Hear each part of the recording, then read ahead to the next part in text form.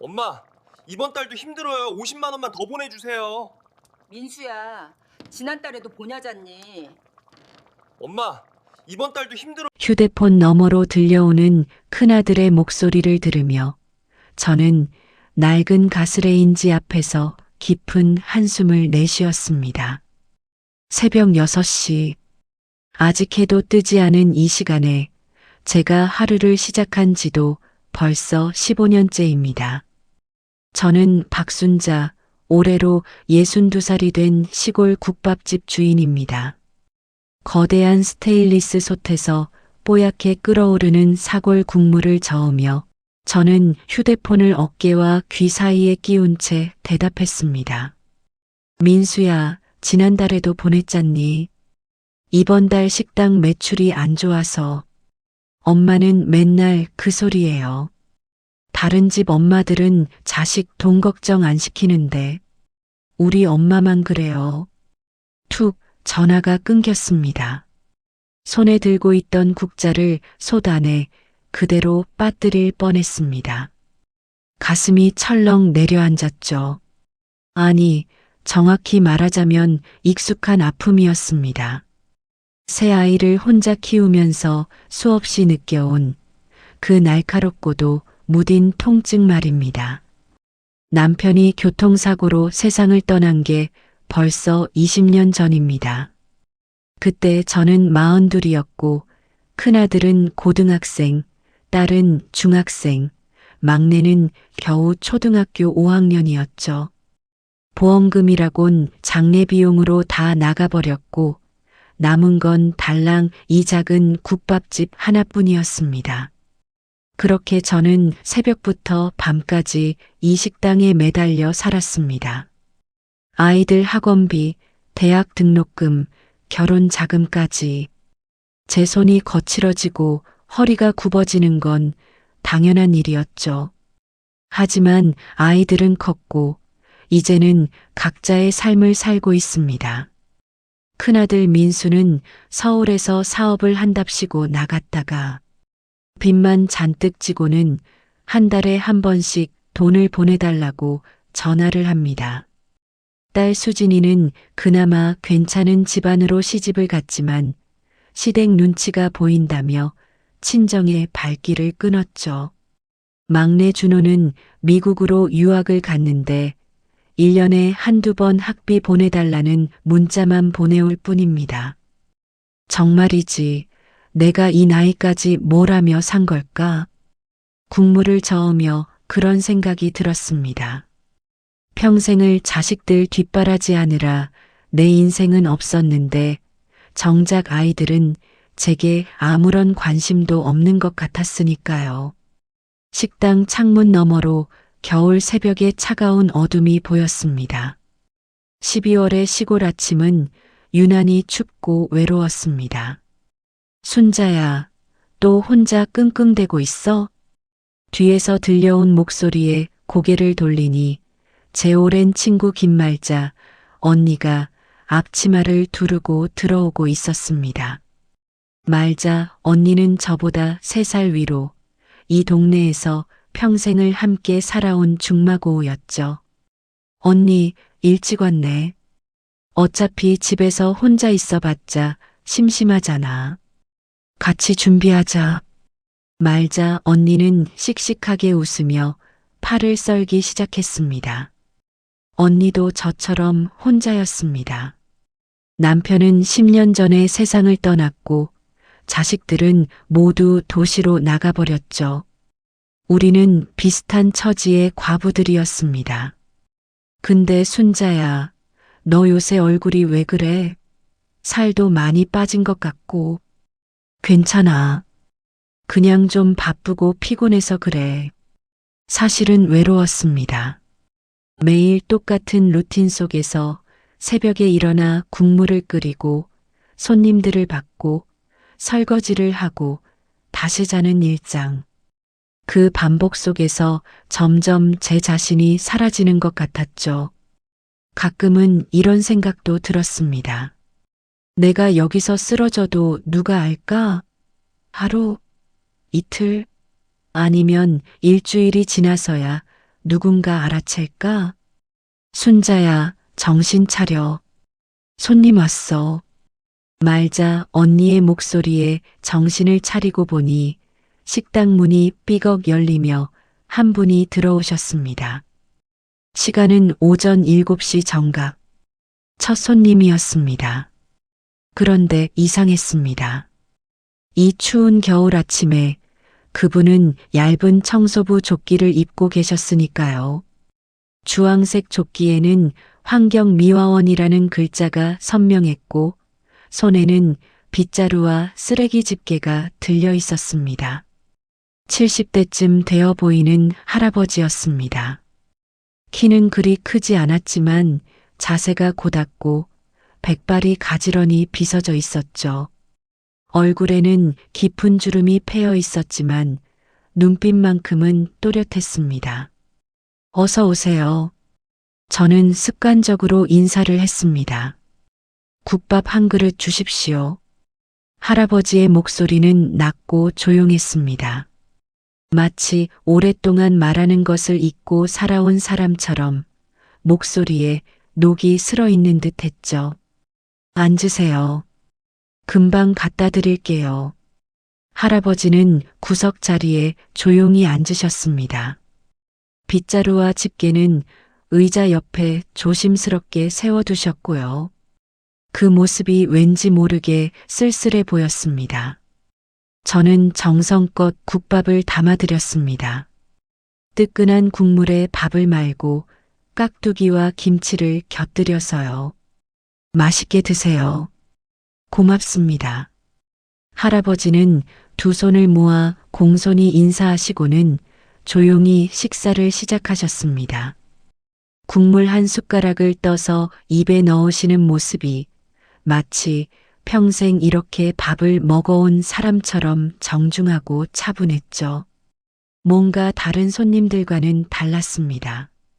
보통 청소부 아저씨들은 급하게 먹고 나가시는 경우가 많았는데 이분은 천천히 마치 그 시간을 음미하듯 드셨습니다. 순자야, 저분 처음 보는 분 아니야? 말자 언니가 작은 목소리로 물었습니다. 응, 처음 보는 분 맞아. 이 동네에서 청소 일하시나 봐. 근데 뭔가 좀 다르지 않아? 보통 청소부 아저씨들이랑은 느낌이. 말자 언니 말이 맞았습니다. 할아버지에게서는 묘한 품위 같은 게 느껴졌습니다.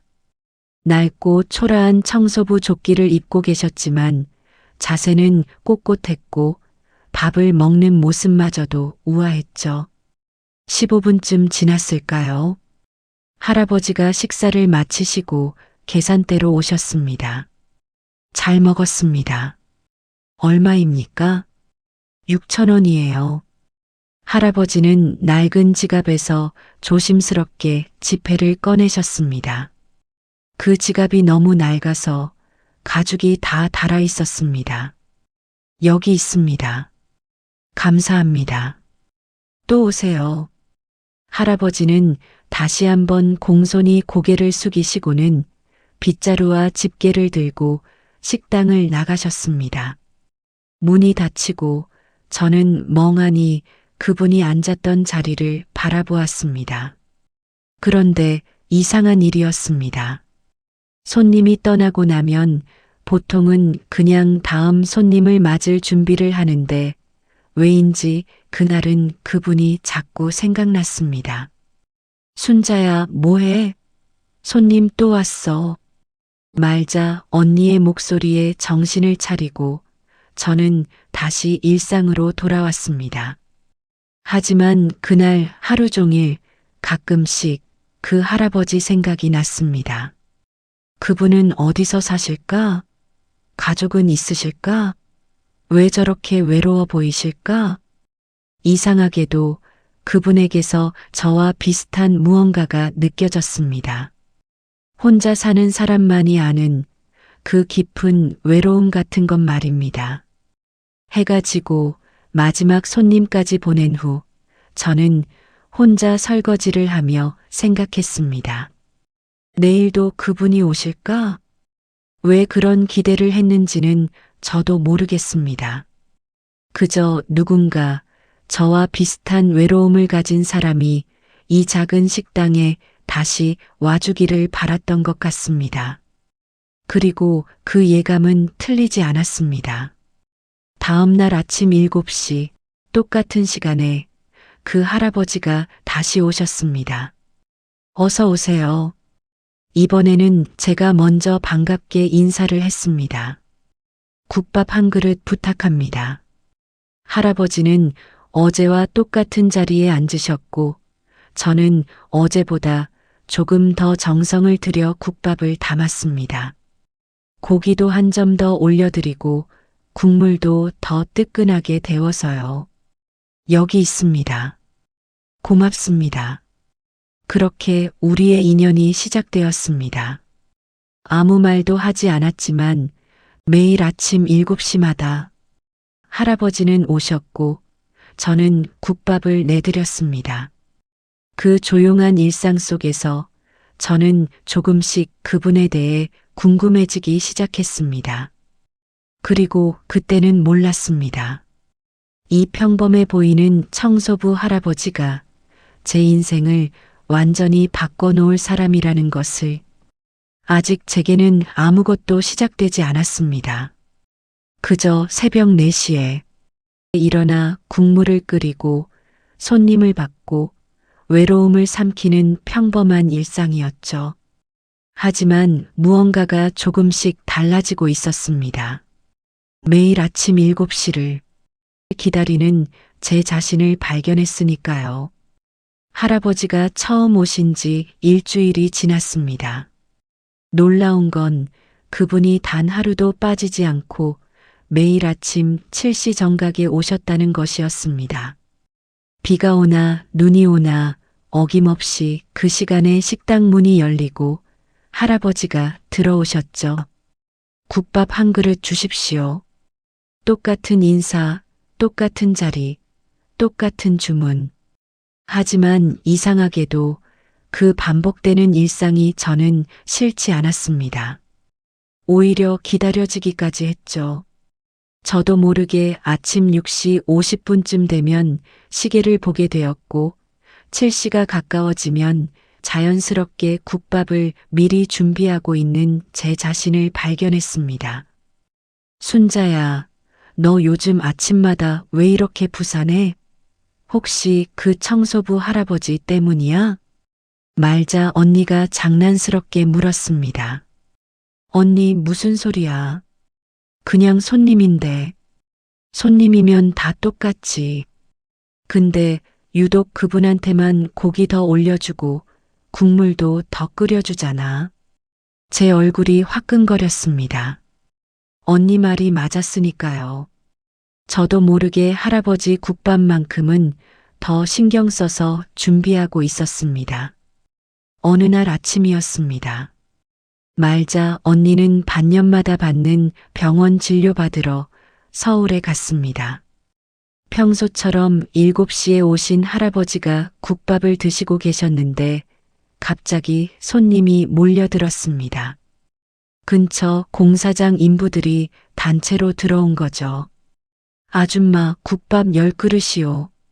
빨리 좀 해주세요. 네, 잠시만요. 저는 부산하게 움직이기 시작했습니다. 하지만 갑자기 밀려든 주문에 손이 부족했습니다. 설거지통에는 그릇이 쌓여가고 주방에서는 국물이 넘치고 저는 땀을 뻘뻘 흘리며 정신없이 움직였습니다. 그때였습니다. 제가 도와드리겠습니다. 뒤를 돌아보니 할아버지가 앞치마를 두르고 서 계셨습니다. 아니, 손님이 무슨... 괜찮습니다. 설거지 정도는 할 줄 압니다. 할아버지는 제 대답을 기다리지도 않고 설거지통으로 가셨습니다. 그리고는 능숙하게 그릇들을 씻기 시작하셨죠. 놀라운 건 그 손놀림이었습니다. 어설프거나 서툴지 않았습니다. 마치 평생 이 일을 해온 사람처럼 그릇을 깨끗하게 씻어내셨습니다. 손은 거칠었지만 동작은 정확했죠. 할아버지, 정말 고마워요. 천만에요. 이런 건 익숙합니다. 할아버지의 도움으로 우리는 무사히 점심시간을 넘길 수 있었습니다. 마지막 손님이 나가고 저는 할아버지에게 커피를 한 잔 내밀었습니다. 할아버지, 정말 감사합니다. 덕분에 살았어요. 별 말씀을요. 맛있는 밥을 먹었으니 당연한 일이지요. 할아버지는 커피를 한 모금 마시시고는 창밖을 바라보셨습니다. 그 옆모습이 왠지 쓸쓸해 보였습니다. 할아버지는 가족이 없으세요? 제가 조심스럽게 물었습니다. 사실 궁금했던 것이었습니다. 매일 혼자 오시고 항상 말수가 적으시고 어딘지 모르게 외로워 보이시는 그분이요. 할아버지는 잠시 침묵하시더니 쓸쓸하게 웃으셨습니다. 있습니다. 자식들이 셋 있지요. 그럼 같이 안 사세요? 아이들은 모두 서울에 삽니다. 각자 바쁘게 살지요. 명절 때도 안 와요? 처음 몇 년은 왔습니다. 하지만 이제는 제가 짐이 되니까요. 할아버지의 목소리가 잠깐 떨렸습니다. 저는 가슴이 철렁했죠.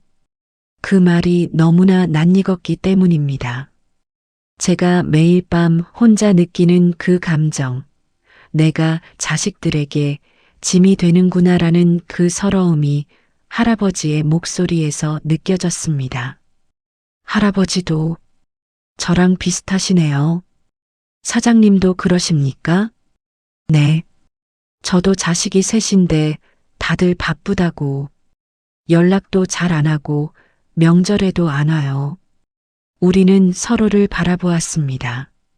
그 순간 말하지 않아도 알 수 있었습니다. 우리 둘 다 똑같이 외로운 사람들이라는 것을요. 그래도 사장님은 이렇게 일이라도 하시니 다행입니다. 바쁘면 외로움을 잊을 수 있으니까요.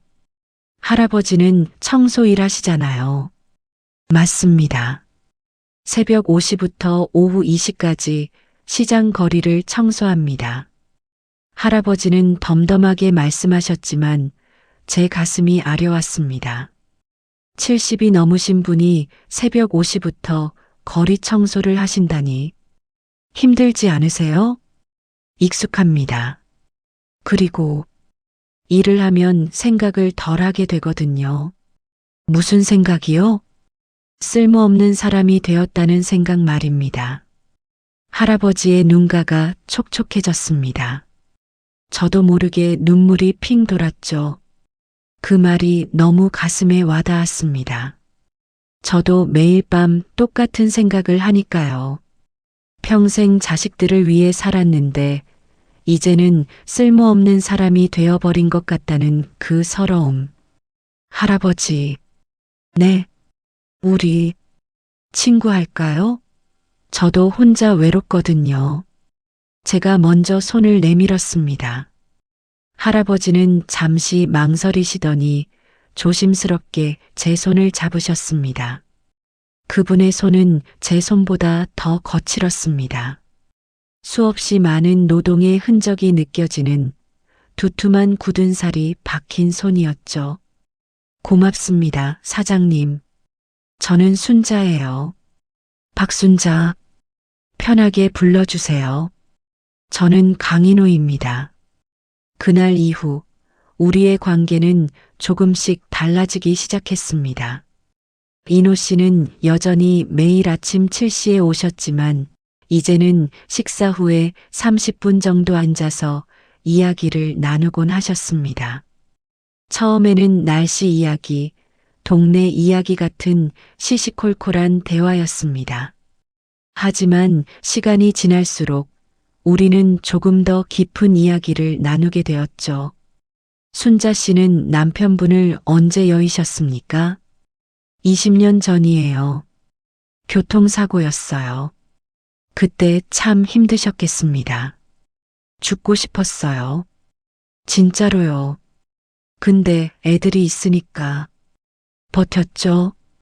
훌륭하십니다. 훌륭하긴요. 그냥 살아남은 거죠. 강인호 씨는 조용히 고개를 끄덕이셨습니다. 인호 씨는 부인이 5년 전에 떠났습니다. 암이었죠. 많이 힘드셨겠어요. 처음에는 그랬습니다. 하지만 아내가 떠나고 나서야 알았습니다. 제가 얼마나 의지하고 살았는지를요. 강인호 씨의 눈빛이 멀어졌습니다. 마치 5년 전 그때를 떠올리시는 것 같았죠. 아내가 살아있을 때는 자식들이 가끔 왔습니다. 명절이면 꼭 왔죠. 하지만 아내가 떠나고 나니 아이들이 찾아올 이유가 없어진 거예요. 인호 씨를 보러 오면 되잖아요. 아이들에게 저는 이제 옛날 이야기일 뿐입니다. 돈이나 좀 있으면 모를까 정가진 것도 없으니까요. 할아버지의 목소리에는 원망보다는 체념이 묻어났습니다. 저는 말없이 인호 씨의 손을 꽉 잡았습니다. 우리는 정말 비슷한 사람들이었습니다. 한 달이 지났습니다. 이제 인호 씨는 완전히 제 일상의 일부가 되었습니다. 아침 7시에 오셔서 국밥을 드시고 설거지를 도와주시고 30분 정도 이야기를 나누시고 가셨죠. 가끔은 청소 일을 마치고 오후에 다시 들르시기도 했습니다. 그럴 때는 저녁을 같이 먹곤 했죠. 순자 씨, 제가 된장찌개를 좀 끓여봤는데 맛 좀 봐주시겠습니까? 어느 날 저녁 인호 씨가 작은 냄비를 들고 오셨습니다. 어머, 인호 씨가 요리를? 아내가 살아있을 때 배웠습니다. 이제는 혼자 살아야 하니까요. 인호 씨가 끓여오신 된장찌개는 정말 맛있었습니다. 구수하고 깊은 맛이 났죠. 와, 진짜 맛있어요. 비법이 뭐예요? 비법은 없습니다. 그냥 정성이죠. 먹을 사람을 생각하면서 끓이면 맛이 달라집니다. 강인호 씨는 수줍게 웃으셨습니다. 그날 저녁 우리는 찌개를 나눠 먹으며 오랫동안 이야기를 나눴습니다. 순자 씨, 자식들은 연락 안 합니까?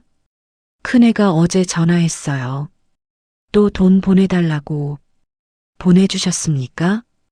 뭐? 보내줬죠. 안 주면 또 삐질 테니까. 왜 그렇게 하십니까? 뭐가요? 자식들이 당연하게 여기게 만드십니까? 강인호 씨의 질문에 저는 할 말을 잃었습니다.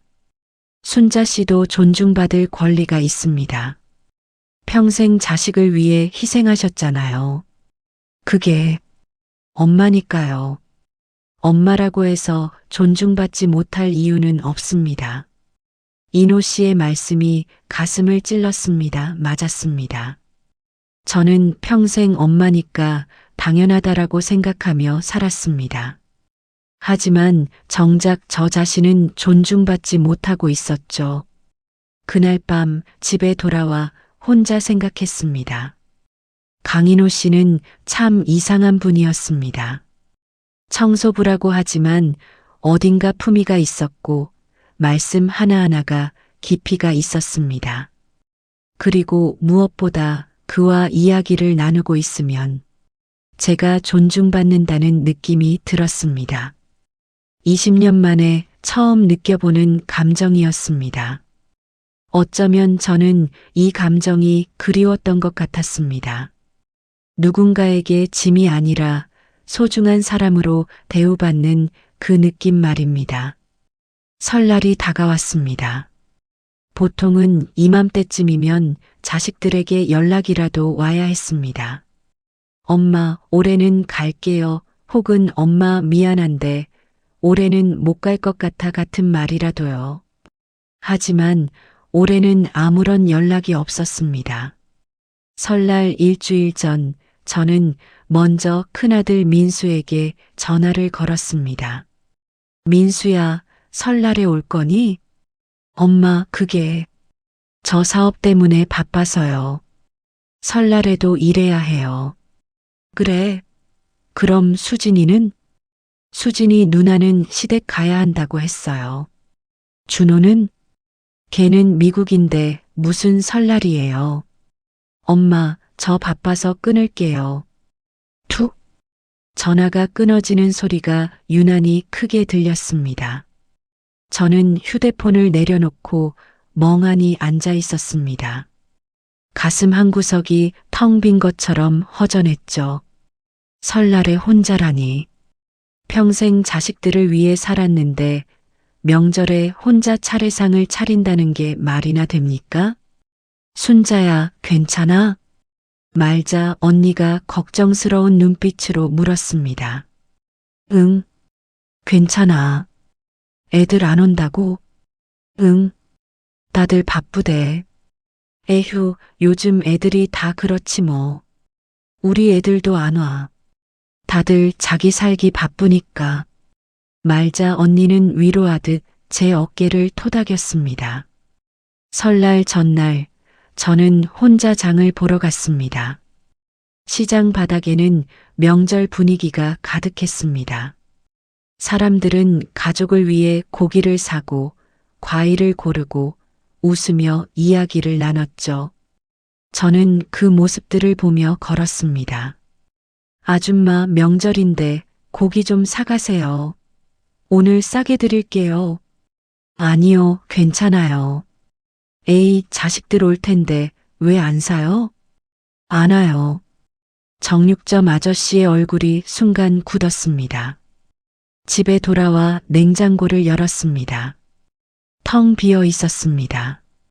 예전 같았으면 이맘때쯤이면 냉장고가 터질 듯이 가득 찼을 텐데 이제는 혼자 먹을 반찬 몇 개만 덩그러니 놓여 있었습니다.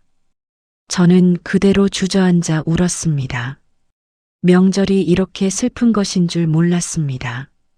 설날 아침이 밝았습니다. 저는 일찍 일어나 남편 영정 앞에 작은 차례상을 차렸습니다. 두부전, 북어구이, 나물 몇 가지가 전부였죠. 여보, 우리 애들은 다 어디 갔을까요? 당신이 보고 싶어 하는데. 영정 속 남편은 환하게 웃고 있었습니다. 20년 전 그 웃음 그대로였죠. 저는 절을 올리고 혼자 조용히 식사를 했습니다. 밥맛이 없었습니다. 명절 음식이 이렇게 쓸쓸한 맛이 나는 줄 몰랐습니다. 오후 2시쯤 누군가 문을 두드렸습니다. 혹시 민수가? 수진이가? 황급히 문을 열었습니다. 인호 씨. 문 앞에는 강인호 씨가 서 계셨습니다. 깨끗하게 빨래한 셔츠를 입고 손에는 작은 보온병을 들고 계셨죠. 순자 씨, 설날인데 혼자 계시는 것 같아서 폐가 될까 싶었지만 왔습니다. 강인호 씨의 목소리가 조심스러웠습니다. 어서 들어오세요. 정말 잘 오셨어요. 저도 모르게 목이 메었습니다. 강인호 씨가 들어오자 텅 빈 집이 갑자기 따뜻해지는 것 같았습니다. 이거 별거 아니지만 제가 만든 떡국입니다. 저는 보온병에 들어있는 떡국을 받아들고 눈물을 참았습니다. 자식들은 한 명도 오지 않았는데 피 한 방울 안 섞인 이인호 씨가 손수 떡국을 끓여서 찾아오신 겁니다. 순자 씨, 자제분들은 안 왔어요. 다들 바쁘대요. 그러셨군요. 저도 마찬가지입니다. 인호 씨 자식들도 안 왔어요? 네. 큰아들은 처가 갔다고 하고 딸은 해외여행 갔다고 하고 막내는 연락도 없습니다. 우리는 서로를 바라보며 씁쓸하게 웃었습니다. 인호 씨, 그럼 우리 같이 저녁 먹을까요? 제가 폐가 되지 않을까요? 회는요. 혼자 먹는 것보다 훨씬 좋아요. 저는 부엌으로 가서 음식을 준비했습니다. 저는 그 모습을 보며 생각했습니다. 이분은 정말 누구실까? 청소부라고 하시지만 요리 솜씨며 말씨며 행동거지가 보통 사람과는 달랐습니다. 다 됐습니다. 이제 먹을까요? 우리는 작은 식탁에 마주 앉았습니다. 인호 씨, 올해도 건강하세요. 순자 씨도 건강하시고 좋은 일만 생기시길 바랍니다. 우리는 소주잔을 부딪혔습니다. 이상했습니다. 자식들이 없는 명절이 이렇게 외로울 줄 알았는데 인호 씨와 함께하니 전혀 외롭지 않았습니다. 오히려 자식들이 왔을 때보다 더 편안했죠. 눈치 볼 일도 없었고 기죽을 일도 없었습니다. 순자 씨, 이전 정말 맛있습니다. 역시 솜씨가 좋으시네요. 그는 진심으로 칭찬해 주셨습니다. 저는 그 말 한마디에 가슴이 뭉클했습니다. 자식들은 제가 해준 음식에 엄마, 이게 뭐야? 맛없어라고만 했었는데 그는 진심으로 감사해 하셨으니까요. 소주 몇 잔이 돌고 우리는 점점 마음을 열기 시작했습니다. 순자 씨, 솔직히 말씀드려도 될까요? 네, 말씀하세요. 저는 요즘 매일 아침 일어나는 게 힘들었습니다. 그의 목소리가 떨렸습니다. 왜요? 일어나도 할 일이 없고 만날 사람도 없고 기다리는 사람도 없으니까요. 그냥 의미가 없었습니다.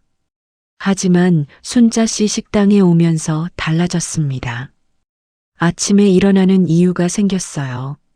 매일 7시에 순자 씨를 만나는 게 제 하루의 유일한 기쁨이었습니다. 그의 고백에 제 눈가가 뜨거워졌습니다. 저도요, 인호 씨. 저도 마찬가지예요. 정말입니까? 네. 매일 아침 7시를 기다렸어요. 인호 씨가 오시면 하루가 시작되는 것 같았거든요. 우리는 서로를 바라보았습니다. 창밖으로 눈이 내리기 시작했습니다. 설날 밤의 고요한 눈발이었죠. 순자 씨. 네. 제가 너무 주제넘은 말을 하는 건지 모르겠습니다만 할아버지가 주저하셨습니다.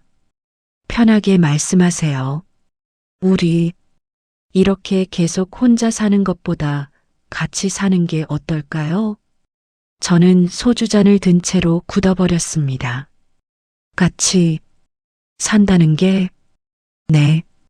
저도 혼자, 순자 씨도 혼자, 이렇게 외롭게 살 바에는 같이 살면서 서로 의지하는 게 낫지 않을까 싶어서요.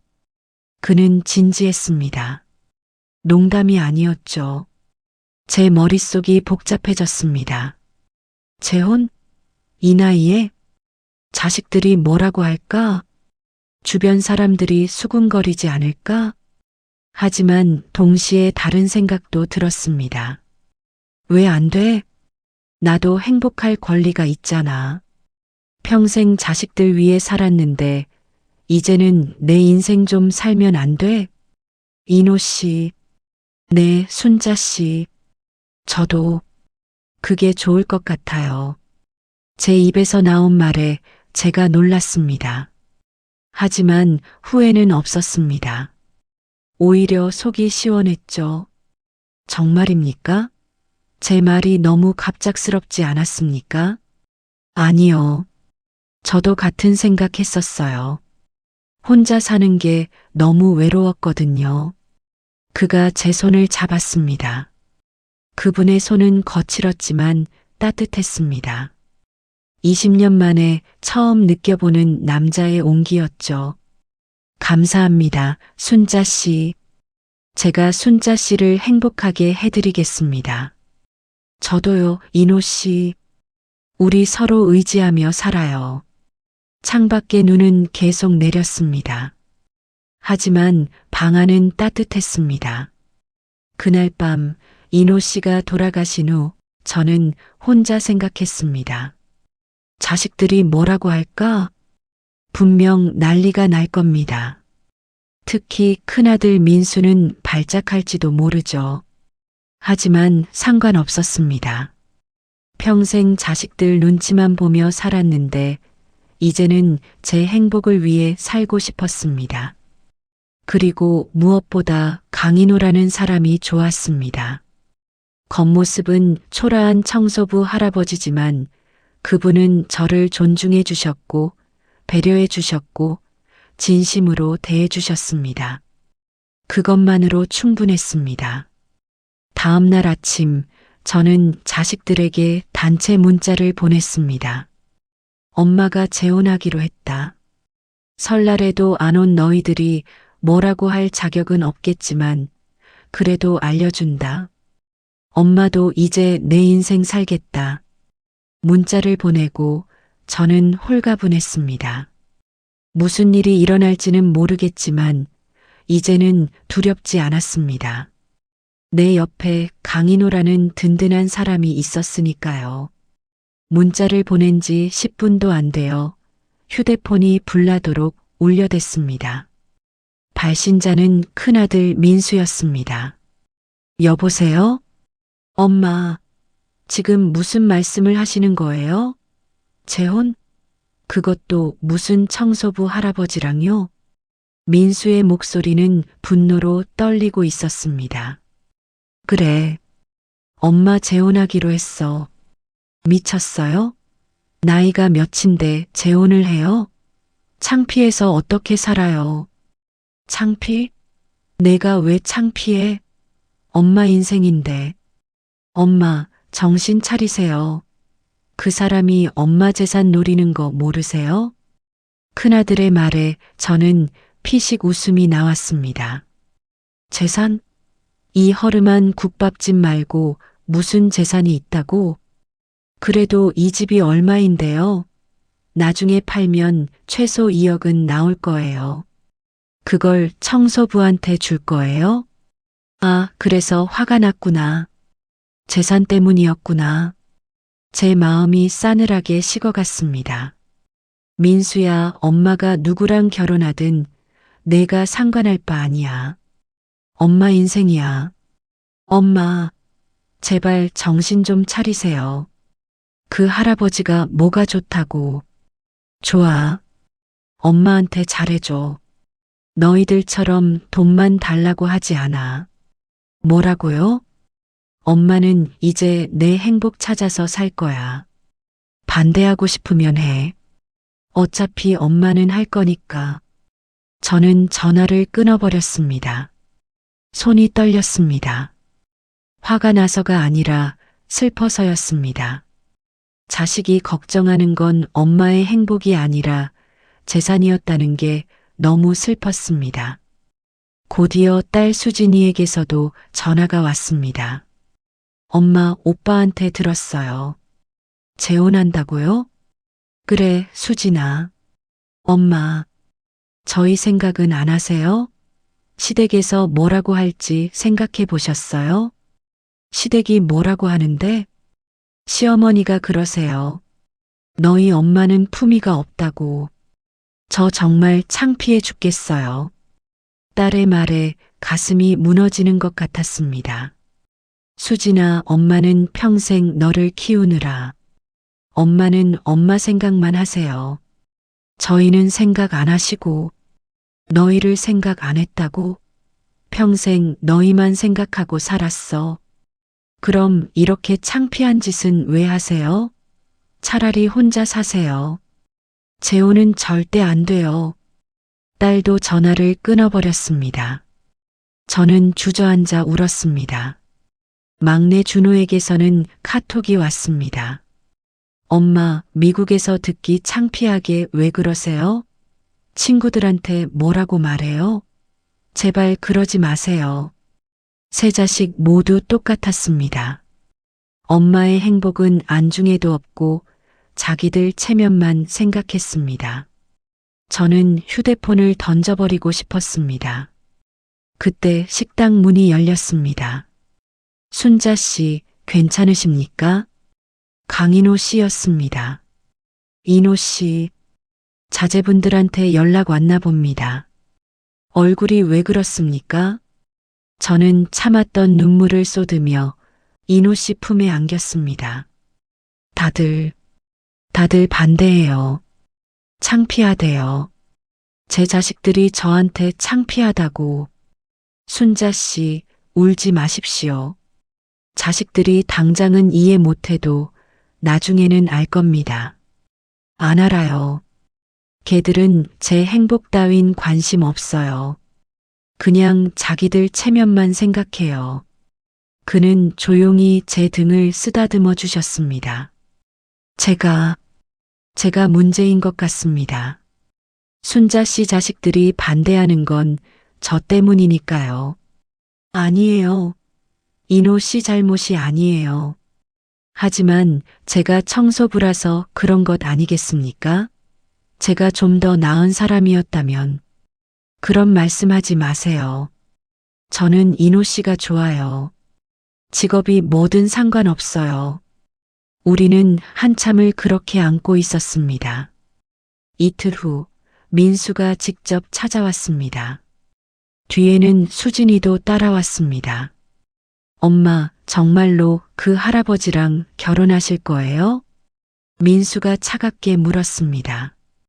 그래. 엄마 결심했어.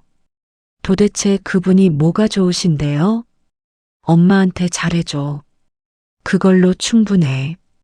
엄마, 제발이요. 우리 좀 생각해 주세요. 수진이도 울먹이며 말했습니다.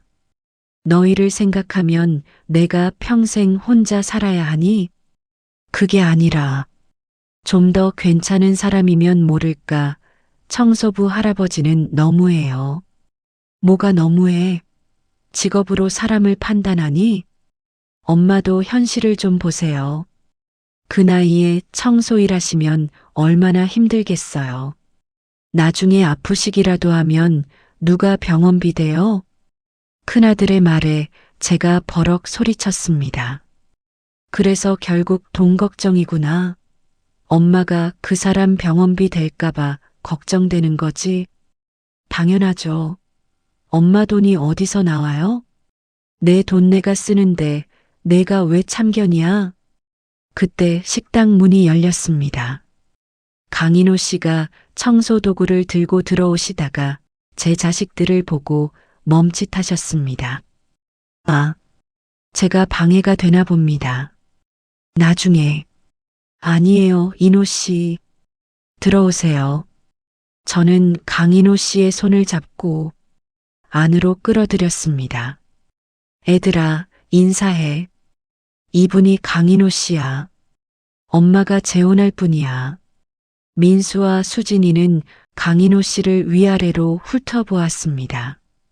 그 눈빛에는 명백한 경멸이 담겨 있었습니다. 처음 뵙겠습니다. 강인호 씨가 정중하게 인사했습니다. 하지만 제 자식들은 대답도 하지 않았습니다.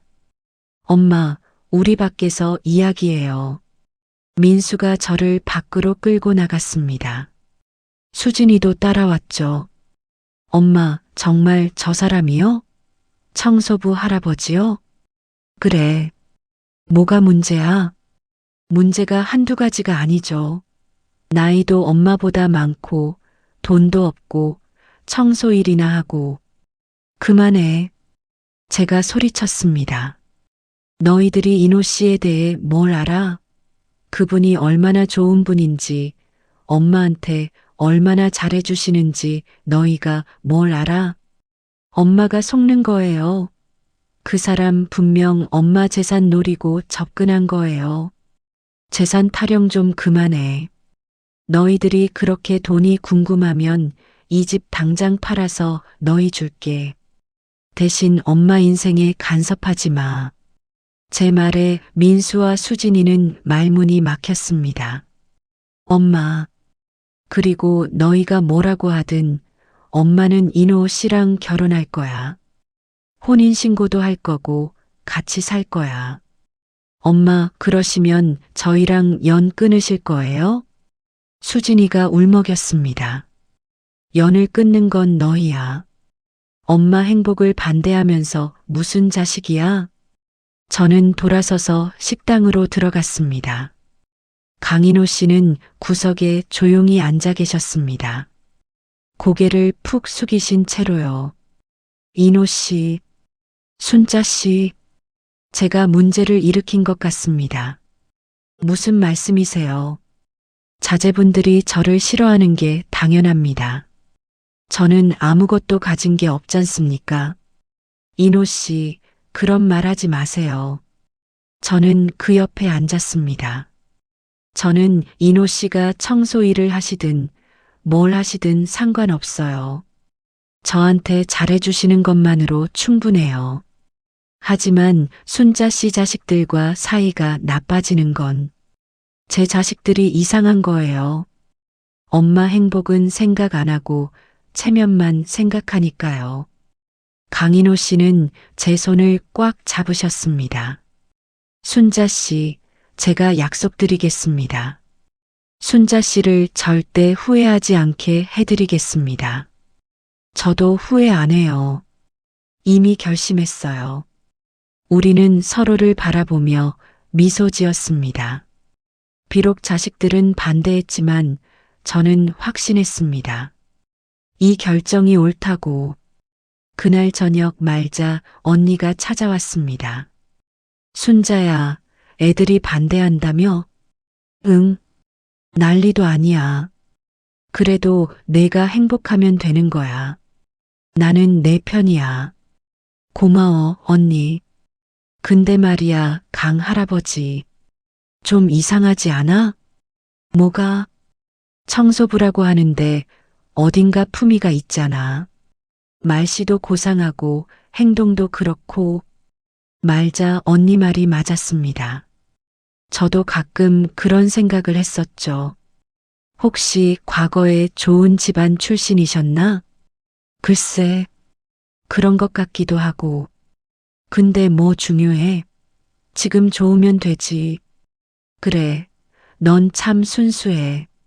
나도 그런 사람 만났으면 좋겠다. 언니는 웃으며 제 어깨를 두드렸습니다. 일주일 후, 저와 강인호 씨는 동사무소에 갔습니다. 혼인신고를 하기 위해서였습니다. 정말 하시겠습니까? 그가 마지막으로 확인했습니다. 네, 저는 확신해요. 자제분들이 상관없어요. 제 인생이에요. 우리는 서류에 도장을 찍었습니다. 그렇게 저는 62살에 재혼을 했습니다. 자식들의 반대를 무릅쓰고 세상의 시선을 무시하고 오직 제 행복을 위해 선택한 결혼이었습니다. 그날 밤 강인호 씨와 함께 소박한 저녁을 먹으며 생각했습니다. 내가 옳은 선택을 한 걸까? 하지만 그가 정성스럽게 차려준 밥상을 보며 그분의 따뜻한 미소를 보며 저는 확신했습니다. 이것이 맞다고.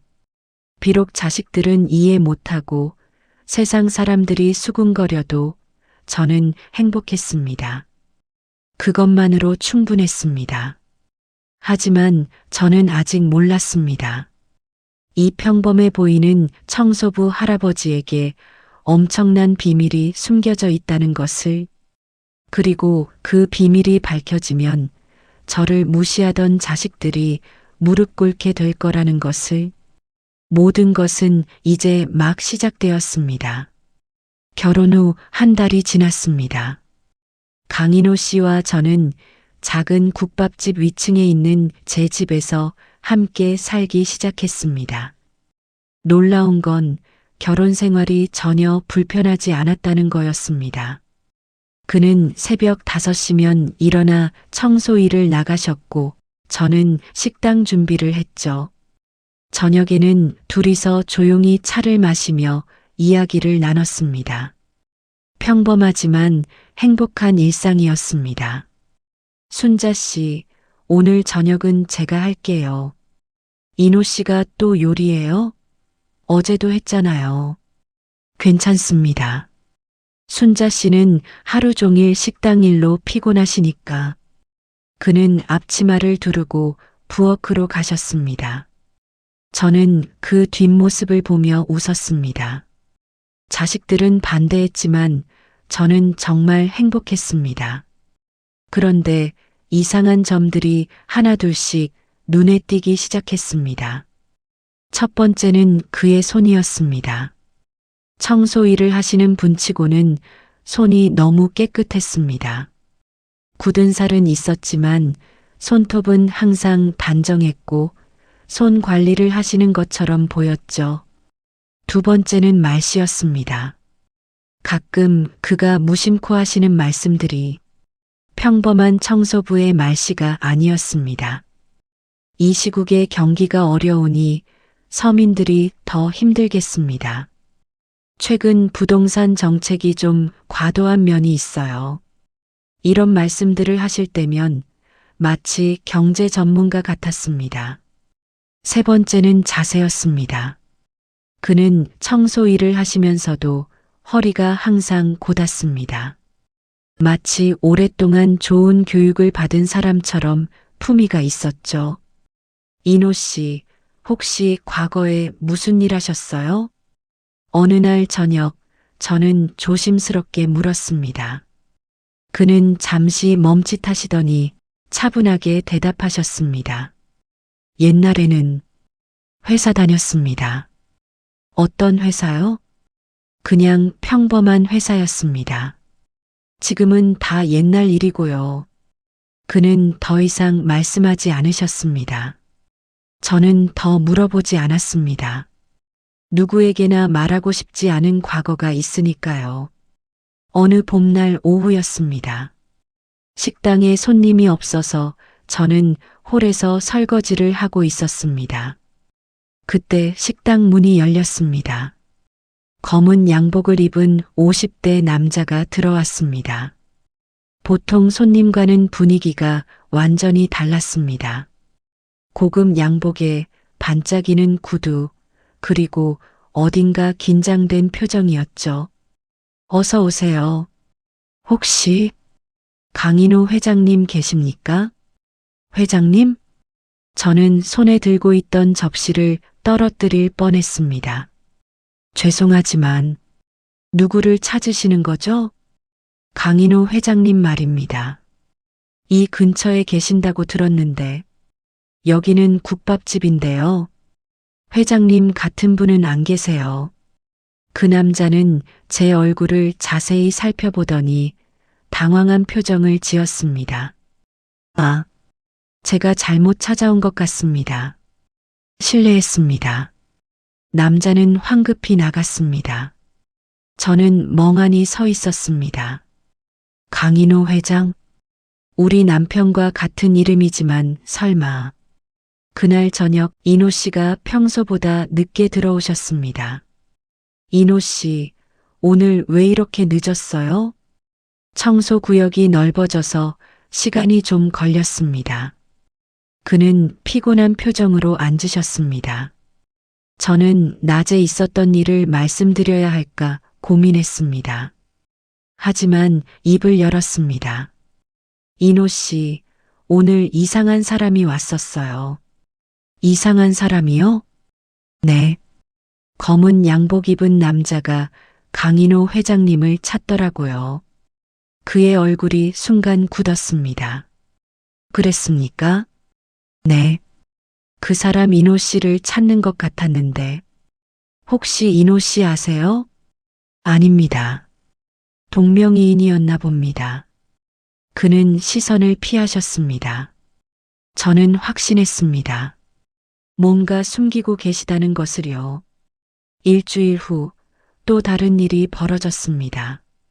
저는 시장에 장을 보러 갔다가 우연히 그를 봤습니다. 그런데 이상했습니다. 그는 청소복이 아니라 깔끔한 양복을 입고 계셨습니다. 그리고 검은 승용차 옆에서 누군가와 진지하게 대화를 나누고 계셨죠. 저는 숨어서 지켜봤습니다. 상대방은 50대 정도 되어 보이는 남자였고 그에게 깊이 고개를 숙이며 무언가 보고하는 것 같았습니다. 회장님, 이번 분기 실적이 바람에 실려온 말소리 일부가 들렸습니다. 회장님? 제 머리가 복잡해졌습니다. 그는 청소부가 아닌가요? 왜 누군가가 회장님이라고 부르는 거죠?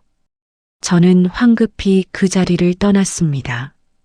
집으로 돌아와서도 마음이 진정되지 않았습니다. 강인호, 검은 양복 입은 사람들, 회장님이라는 호칭, 고급 승용차, 모든 퍼즐 조각들이 맞춰지지 않았습니다. 설마 그가 거짓말을 하신 건가요?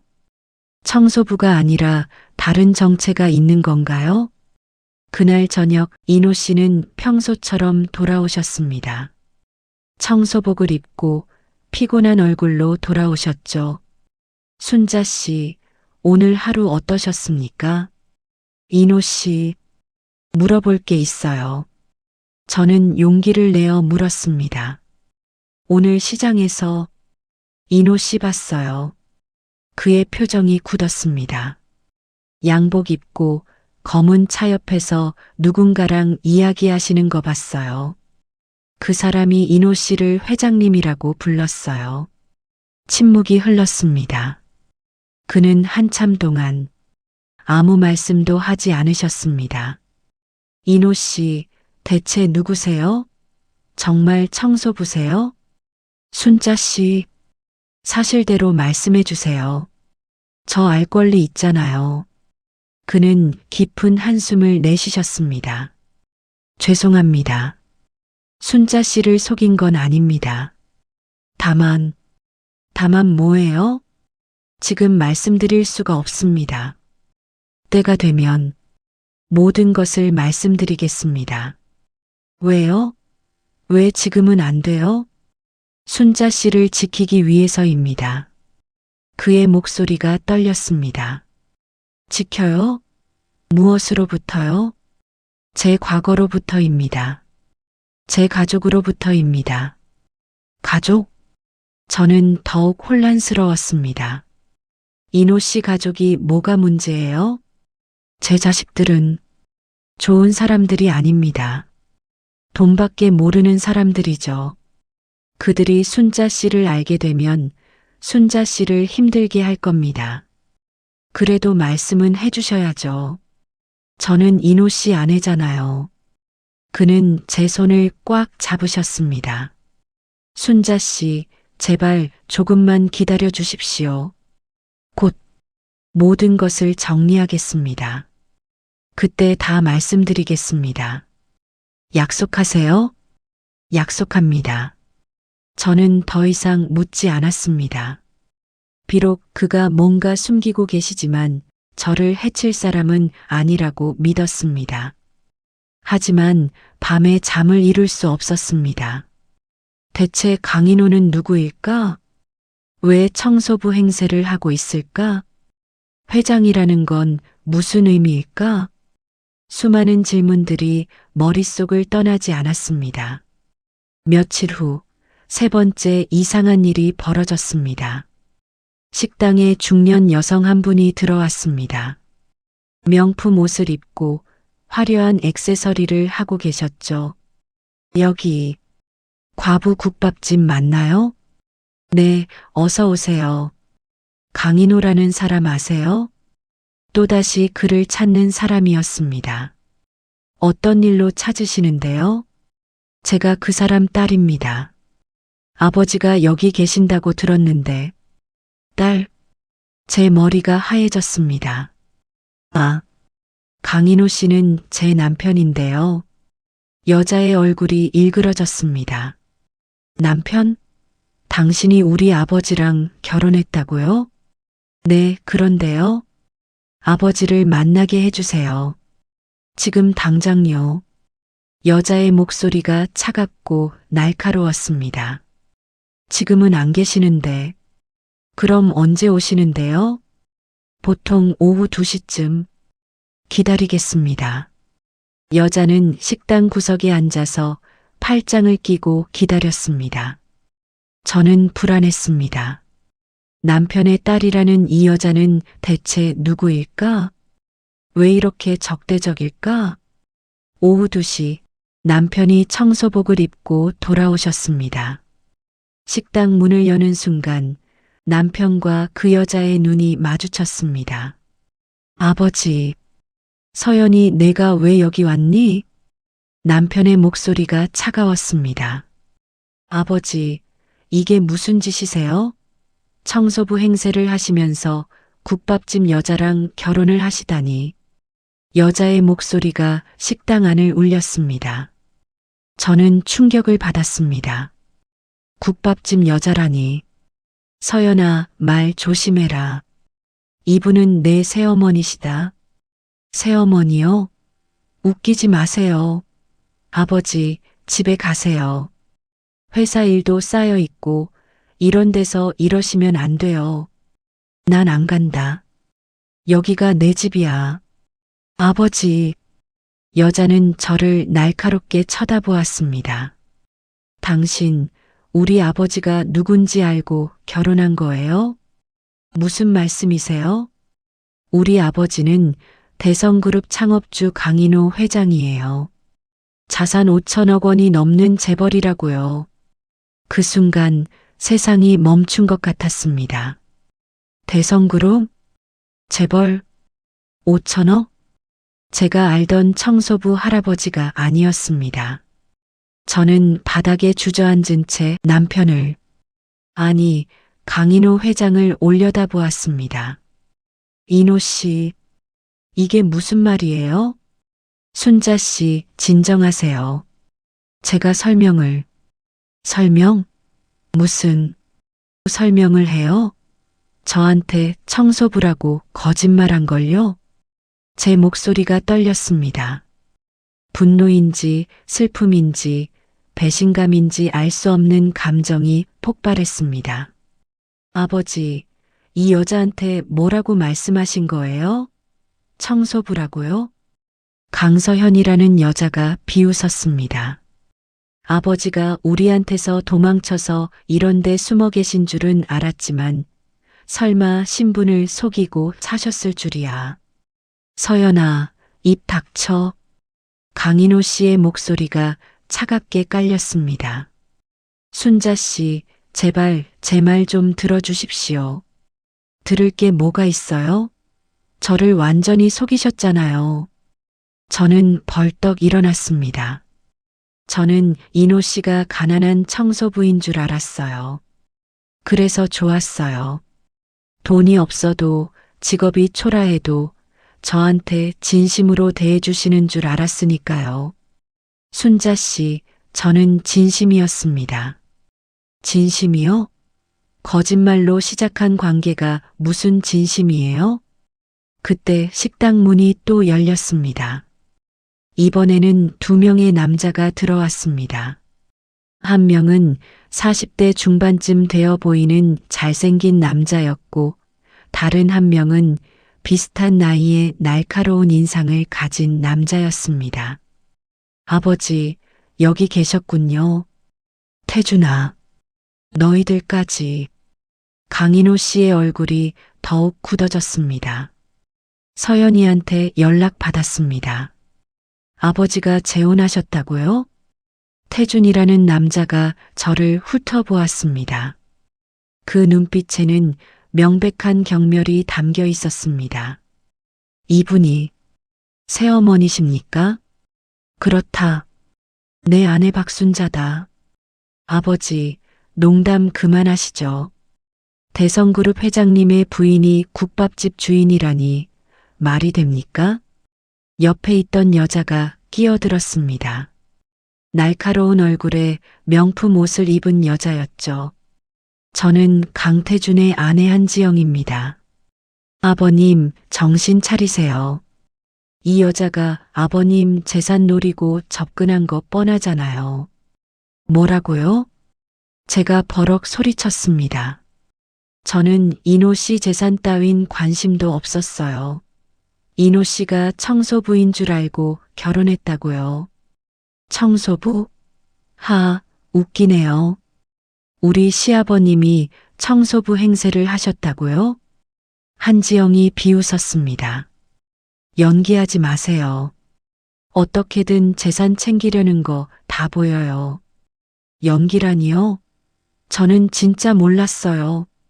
그럼 왜 이렇게 서둘러 혼인신고까지 했어요? 재산 상속 노리고 그런 거 아니에요? 그게 아니라 저는 말문이 막혔습니다. 강서현이 휴대폰을 꺼내 누군가에게 전화를 걸었습니다. 네, 변호사님. 지금 국밥집으로 와주세요.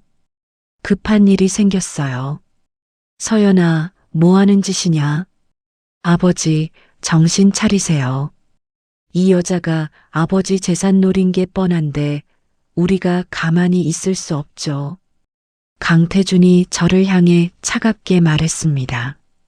박순자 씨, 이혼하시죠. 위자료는 적당히 드릴 테니까. 이혼? 네. 아버지는 치매 초기 증상이 있으셔서 정상적인 판단을 못 하시는 상태였습니다. 그걸 이용해서 결혼한 거니까 이건 사기죠. 치매? 이노 씨가요? 저는 강인호 씨를 돌아보았습니다. 이노 씨, 그게 사실이에요? 순자 씨, 치매는 아닙니다. 걔들이 거짓말하는 겁니다. 거짓말이라니요. 아버지, 병원 진단서 다 있어요. 강서현이 소리쳤습니다. 제 머리가 어지러웠습니다. 청소부가 아닌 재벌 회장. 거짓말로 시작된 결혼. 그리고 치매까지. 모든 게 거짓말 같았습니다. 그때 또 누군가 식당 안으로 들어왔습니다. 이번에는 제 자식들이었습니다. 엄마. 큰아들 민수가 숨을 헐떡이며 들어왔고 뒤에 딸 수진이도 따라왔습니다. 엄마, 이게 무슨 일이에요? 인터넷에 난리 났어요. 무슨 소리야? 대성그룹 회장이 국밥집 아줌마랑 결혼했다고 기사가 떴어요. 그게 엄마라고요? 민수가 휴대폰을 보여줬습니다. 화면에는 제 사진과 함께 자극적인 제목이 달린 기사가 떠 있었습니다. 대성그룹 강인호 회장, 국밥집 주인과 극적 재혼. 60대 과부, 재벌 회장과의 신분 상승. 자식들 반대 무릅쓴 황혼 로맨스.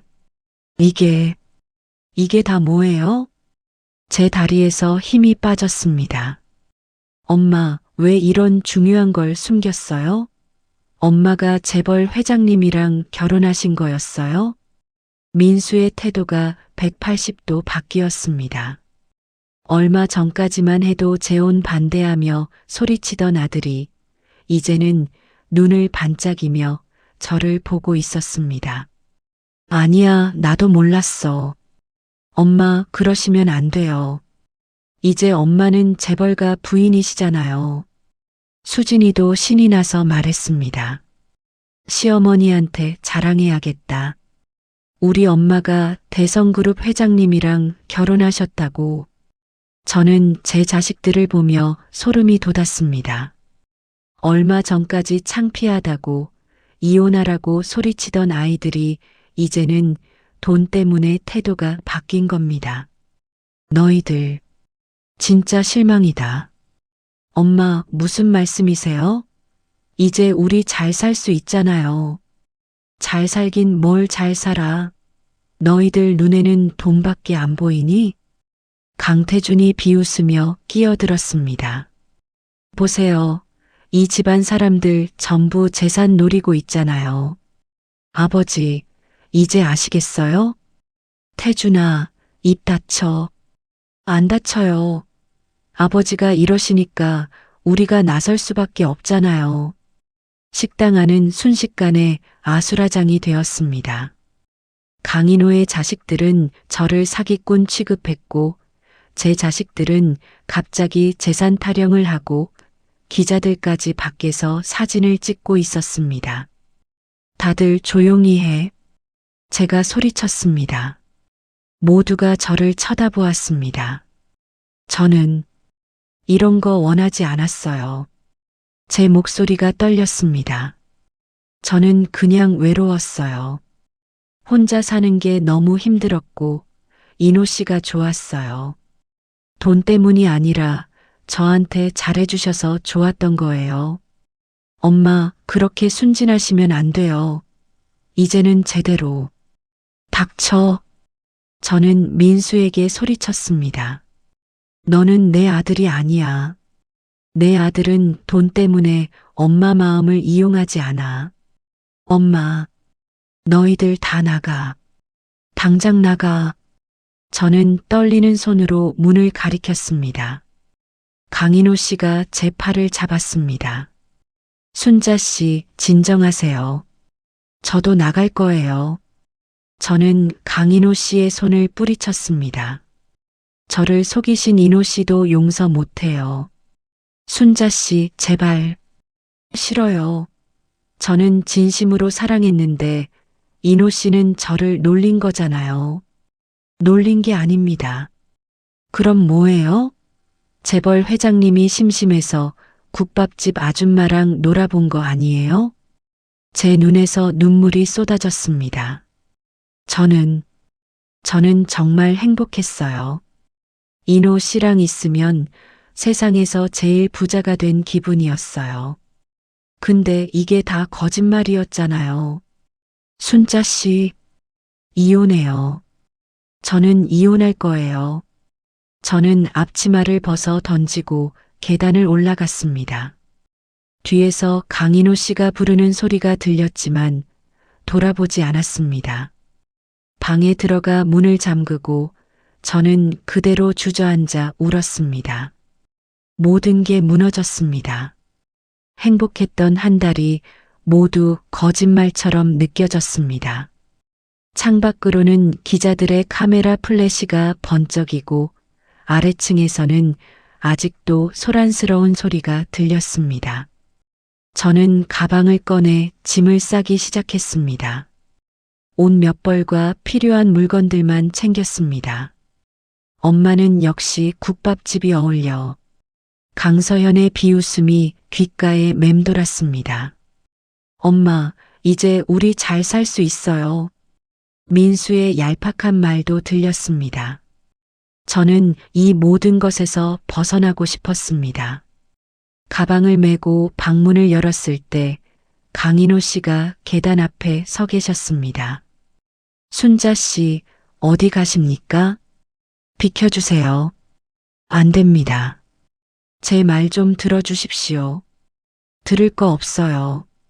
우리는 끝이에요. 순자 씨, 강인호 씨가 제 팔을 잡았지만 저는 뿌리쳤습니다. 놓으세요. 저는 이제 인호 씨 믿을 수가 없어요. 저는 계단을 내려가 식당을 빠져나갔습니다. 카메라 플래시가 번쩍이고 기자들이 소리쳤습니다. 부인, 한 말씀만 해주세요. 강 회장과의 결혼 생활은 어땠습니까? 저는 그들을 무시하고 걸었습니다. 어디로 가는지도 모른 채 그냥 걸었습니다. 비가 내리기 시작했습니다. 차가운 빗물이 얼굴을 적셨지만 눈물인지 빗물인지 구분할 수 없었습니다. 행복했던 한 달은 꿈이었을까요? 아니면 제가 너무 순진했던 걸까요? 어쨌든 이제 모든 것이 끝났습니다. 저는 다시 혼자가 되었습니다. 그렇게 빗속을 걸으며 생각했습니다. 처음부터 혼자였어야 했나 봅니다. 행복은 저 같은 사람에게는 허락되지 않는 것인가 봅니다. 말자 언니 집 쪽방에서 사흘을 보냈습니다. 휴대폰은 꺼버렸습니다. 민수와 수진이 그리고 강인호 씨에게서 수십 통의 전화가 왔지만 모두 무시했죠. 순자야, 밥이라도 먹어야지. 말자 언니가 죽 한 그릇을 들고 들어왔습니다. 입맛이 없어, 언니. 그래도 먹어야 해. 이러다 쓰러지겠어. 저는 기계적으로 숟가락을 들었습니다. 며칠 동안 제대로 먹지도 자지도 못했습니다. 눈을 감으면 강인호 씨의 얼굴이 떠올랐고 그 따뜻했던 미소가 이제는 거짓말처럼 느껴졌습니다. 순자야, TV 좀 봐. 말자 언니가 리모컨을 켰습니다. 뉴스에서는 제 이야기가 나오고 있었습니다. 대성그룹 강인호 회장의 파란만장한 인생이 화제입니다. 5년 전 부인을 여의고 우울증에 시달리던 강 회장은 자식들과의 갈등으로 집을 나와 신분을 숨기고 살아왔는데 화면에는 강인호 씨의 젊은 시절 사진이 나왔습니다. 깔끔한 양복을 입고 자신감 넘치는 미소를 짓고 있는 모습이었죠. 강 회장의 자녀들은 아버지를 요양원에 보내려 했고 재산 상속 문제로 갈등을 빚어왔습니다. 이에 환멸을 느낀 강 회장이 가출을 단행했고 언니 꺼줘. 보기 싫어. 순자야 들어봐. 중요한 얘기 같아. 화면이 바뀌며 한 남자가 나왔습니다. 강인호 씨의 비서라고 소개되는 50대 남자였습니다. 회장님은 부인이 돌아가신 후 심한 우울증을 앓으셨습니다. 자녀분들이 재산만 탐내고 아버지를 요양원에 보내려 하자 회장님은 진짜 나를 사랑하는 사람이 있는지 알고 싶다며 신분을 숨기고 평범한 사람으로 살기로 결심하셨습니다. 제 가슴이 쿵 내려앉았습니다. 회장님은 돈이 아니라 나 자신을 봐주는 사람을 만나고 싶다고 하셨습니다. 그래서 청소부로 일하시며 검소하게 사셨던 겁니다. 비서의 목소리가 떨렸습니다. 박순자 여사님을 만나신 후 회장님은 정말 행복해 하셨습니다. 평생 이런 순수한 사랑을 받아본 적이 없다고 하시며 매일 웃으셨습니다. 화면에 강인호 씨가 국밥집에서 설거지를 도와주시는 CCTV 영상이 나왔습니다. 환하게 웃으시며 저와 이야기를 나누는 모습이었죠. 하지만 자녀분들이 찾아오면서 모든 게 틀어졌습니다. 회장님은 지금 박 여사님을 찾고 계십니다. 드시지도 주무시지도 못하시면서요. 저도 모르게 눈물이 흘러내렸습니다. 순자야, 언니 나 바보 같지? 왜? 인호 씨는 진짜로 날 사랑했던 것 같아. 근데 나는 의심하고 도망쳤어. 그럴 수도 있지. 너무 충격적인 일이었잖아. 그때 문을 두드리는 소리가 들렸습니다. 순자 씨, 계십니까? 강인호 씨의 목소리였습니다. 저는 벌떡 일어났습니다. 순자 씨, 제발 문 좀 열어주십시오. 제 말 좀 들어주세요. 말자 언니가 저를 쳐다보았습니다. 어떡할래? 저는 망설였습니다. 순자 씨, 저는 정말 순자 씨를 속이려던 게 아니었습니다. 강인호 씨의 목소리가 떨리고 있었습니다.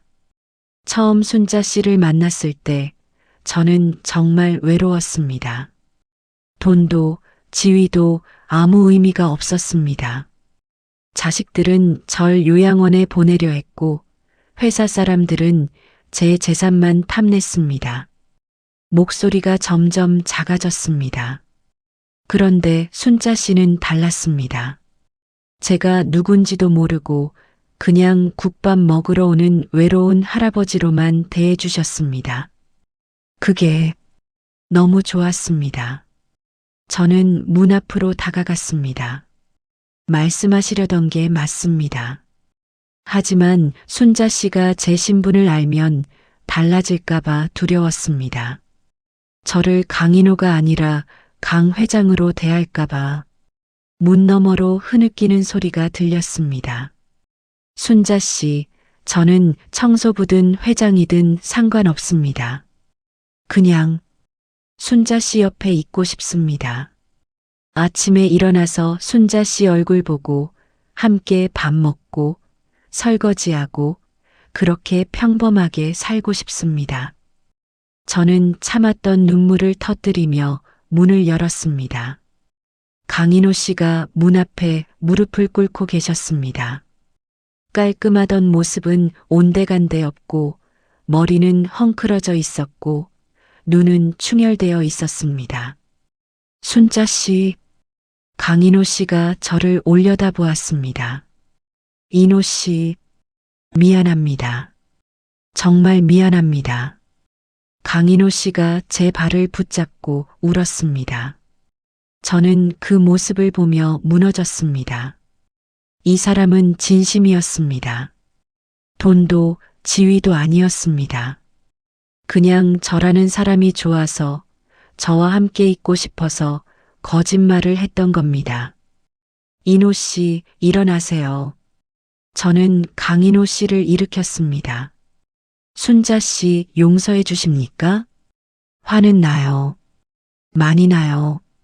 근데 저는 강인호 씨의 얼굴을 쓰다듬었습니다. 저도 인호 씨가 너무 보고 싶었어요. 우리는 서로를 끌어안고 한참을 울었습니다. 말자 언니는 조용히 밖으로 나가며 문을 닫아주었습니다. 순자 씨, 제가 다 정리하겠습니다. 뭐요? 자식들, 회사, 모든 것을 정리하고 순자 씨랑 둘이서 조용히 살겠습니다. 인호 씨, 아니면 순자 씨가 원하시면 제 신분을 밝히고 당당하게 살아도 됩니다. 순자 씨 뜻대로 하겠습니다. 저는 고개를 저었습니다. 아니에요.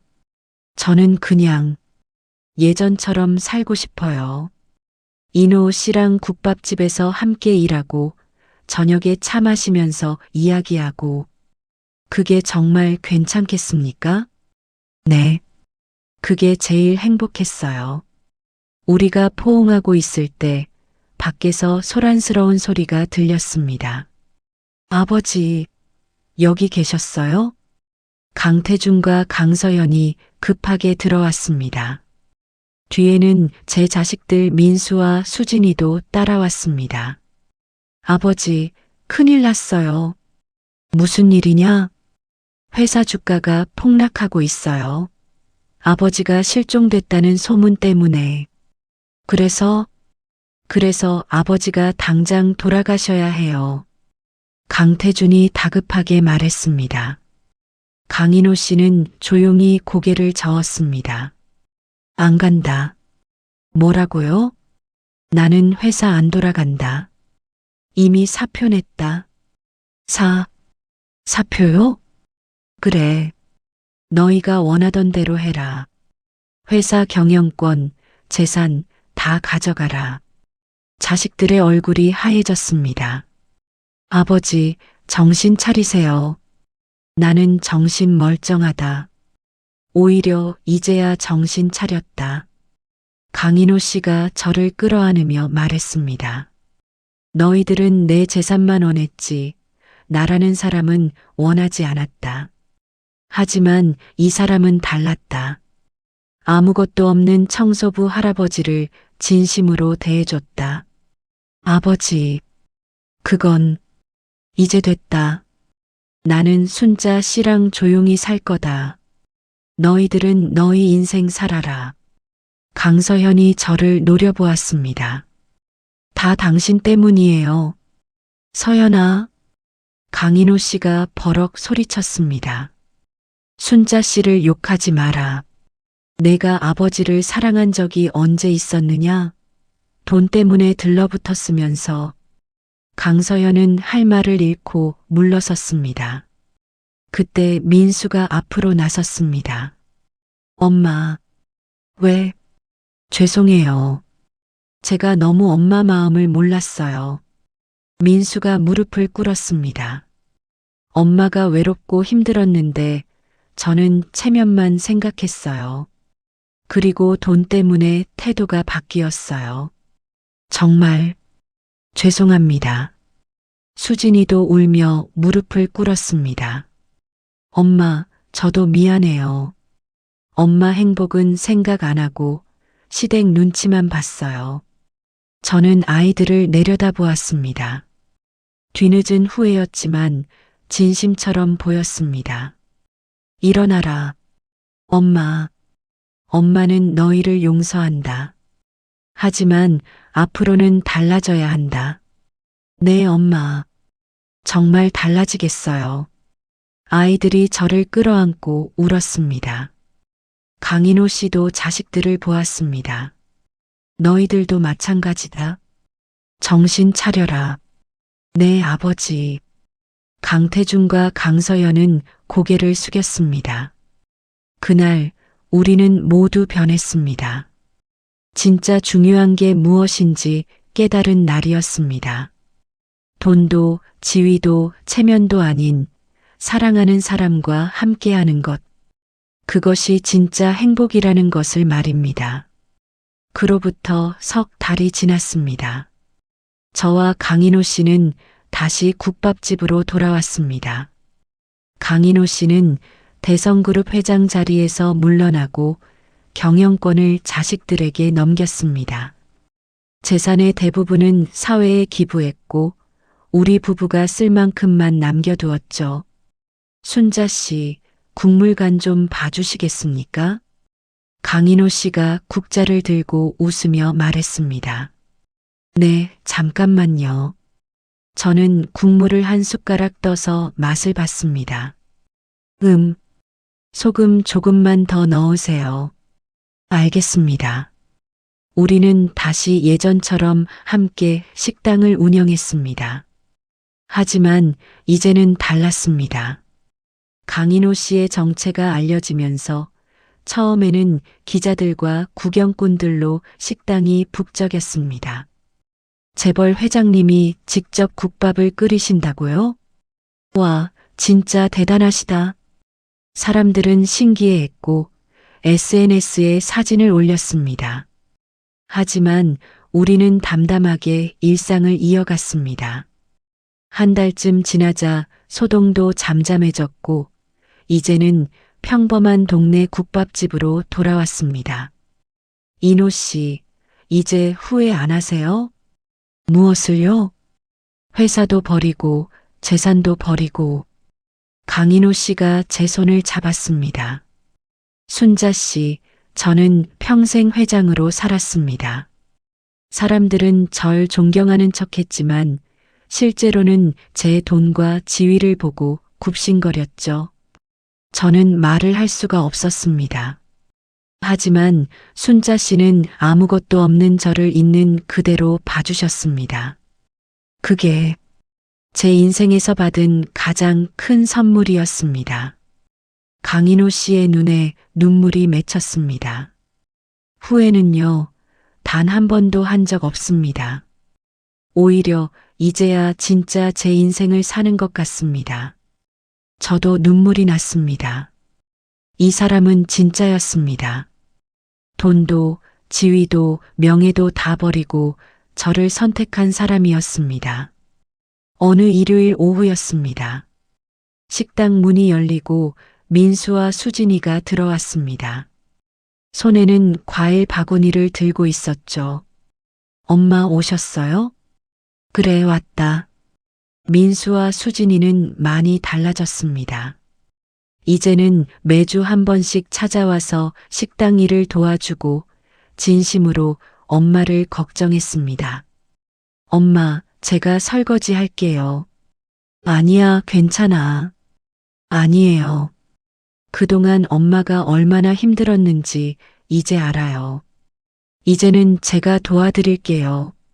민수는 앞치마를 두르고 설거지를 시작했습니다. 수진이도 홀을 닦으며 말했습니다. 엄마, 시어머니가 그러시더라고요. 너희 엄마는 진짜 대단한 분이다라고요. 왜? 재벌 회장님을 감동시킬 정도로 진실한 마음을 가진 분이니까요. 저는 피식 웃었습니다. 시어머니가 태도가 완전히 바뀌셨어요.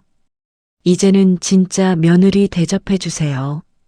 강인호 씨의 자식들도 가끔 찾아왔습니다. 강태주는 회사 경영이 어렵다며 조언을 구했고 강서연은 진심으로 사과했습니다. 새어머니, 그때 정말 죄송했습니다. 괜찮아요. 다 지난 일이에요. 아니에요. 제가 너무 돈만 보고 살았어요. 아버지가 얼마나 외로우셨는지 생각도 못했고요. 강서연의 눈에 눈물이 맺혔습니다. 새어머니를 보면서 깨달았어요. 진짜 사랑이 뭔지요. 저는 강서연의 손을 잡아주었습니다. 서연 씨도 행복하게 사세요. 네. 감사합니다. 그날 저녁 강인호 씨와 저는 옥상에 올라가 차를 마셨습니다. 도시의 야경이 아름다웠습니다. 순자 씨, 네. 행복하십니까? 저는 잠시 생각했습니다. 네, 행복합니다. 하지만 복잡한 감정도 있었습니다. 인호 씨, 솔직히 말하면요. 말씀하세요. 때때로 생각해요. 이제야 인정받는구나 하고요. 평생 자식들한테 헌신했는데 인정받지 못했잖아요. 그런데 이제야 아이들이 제 마음을 알아주니까 기쁘면서도 서운해요. 강인호 씨가 제 손을 꽉 잡았습니다. 그리고 가끔은 너무 늦은 건 아닌가 싶어요. 이미 60이 넘었는데 이제야 행복을 찾았으니. 순자 씨, 근데 또 한편으로는 두렵기도 해요. 이 나이에 새로 시작해야 한다는 게. 강인호 씨가 저를 끌어안았습니다. 순자 씨, 늦은 게 아닙니다. 지금이 딱 맞는 때입니다. 그럴까요? 그렇습니다. 우리는 인생의 쓴맛도 단맛도 다 봤습니다. 그래서 이제 진짜 소중한 게 뭔지 아는 겁니다. 강인호 씨의 말에 제 가슴이 따뜻해졌습니다. 그리고 순자 씨, 저도 두렵습니다. 인호 씨도요? 네. 평생 회장으로 살다가 이제 국밥집 주인이 됐으니까요. 가끔은 제가 잘하고 있는 건가 싶기도 하고요. 우리는 서로를 보며 웃었습니다. 둘 다 불완전한 사람들이었습니다. 두렵고 서운하고 때로는 후회도 했습니다. 하지만 그래도 괜찮았습니다. 서로 의지하면 되니까요. 계절이 바뀌어 가을이 왔습니다. 국밥집 앞 은행나무에 노란 잎이 떨어지기 시작했습니다. 어느 날 아침 저는 강인호 씨와 함께 산책을 나갔습니다. 순자 씨, 저기 봐요.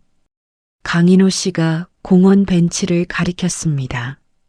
노부부가 손을 잡고 앉아 있었습니다. 우리도 저렇게 늙어갈까요? 그럼요.